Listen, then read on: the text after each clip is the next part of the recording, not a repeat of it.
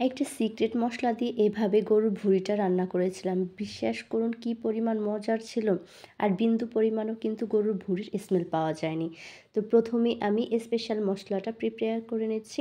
৫-৬টার মতো শুকনা মরিচ, ৫টা এলাচ, ২ টুকরা দারচিনি, ৪টা লবঙ্গ, খুব সামান্য ২ টুকরা জয়িত্রী আর জয়ফল থেকে খুব সামান্য একটু নিয়েছি, যেহেতু এটা খুবই ফ্লেভারফুল। আর এটা হচ্ছে স্টার মশলা। তো এখান থেকে ৩টা পাপড়ি নিয়ে নিলাম আমি।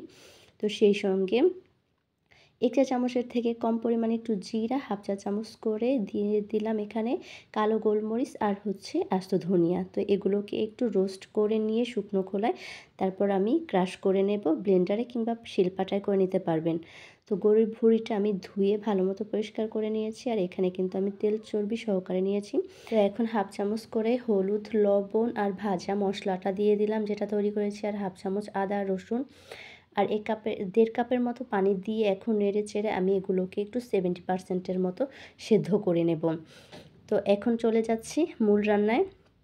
তো এই যে দেখুন আমার কিন্তু এটা প্রপারলি হয়ে গেছে আর ঝোলটুকু একদম টেনে গিয়েছে। তো এখন কড়াইতে আমি এখানে প্রায় 1/2 কাপের মতো তেল দিয়েছিলাম, আর সেই সঙ্গে 1/2 কাপ পরিমাণ পেঁয়াজ কুচি একটু ভেজে নিয়েছি, সঙ্গে 3-4টা তেজপাতা। তো প্রথমটুকুই স্কিপ হয়ে গিয়েছে আমার কোনো কারণে। 1 চা চামচ করে আদা, তারপর রসুন, তারপর 1/2 চামচ হলুদের গুঁড়া, 1/2 চামচ মরিচের গুঁড়া আর ভাজা যে মশলাটা তৈরি করেছিলাম সেখান থেকে 1.5 চা চামচ দিয়ে এখন একটু ভালো মতো মশলাটাকে আমি কষিয়ে নেব। তো এখন একটু পানি দিয়ে দিচ্ছি। পানিটা দিয়ে দিলে তো দেখা যাবে যে মশলাটা খুব ভালো মতো কষানো হয়ে যাবে।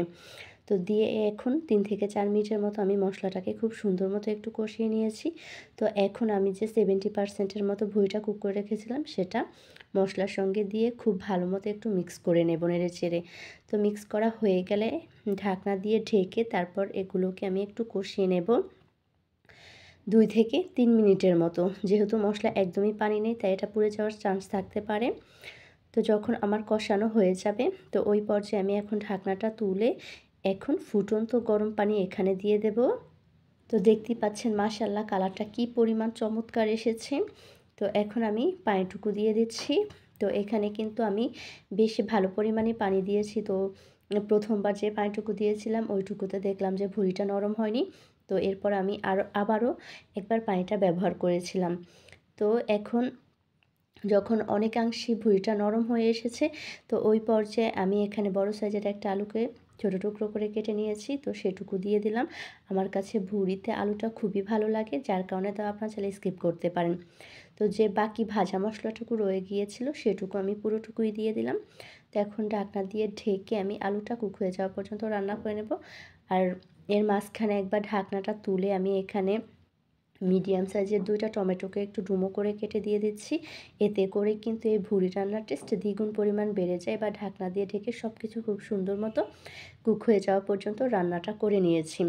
তো দেখুন একটু গ্রেভি আছে, যদিও এখন দেখা যাচ্ছে এটা কিন্তু ঠান্ডা হলে একদমই জমে যাবে। তো এখন 1 চামচের মতো ভাজা জিরার গুঁড়াটাও দিয়ে দিলাম। তো আমার রান্নাটা অলমোস্ট ডান। দেখুন কি পরিমাণ লোভনীয় হয়েছে। যদি রেসিপিটা ভালো লেগে থাকে একটু শেয়ার করে দেবেন। সবাই ভালো থাকবেন, সুস্থ থাকবেন। আল্লাহ হাফেজ।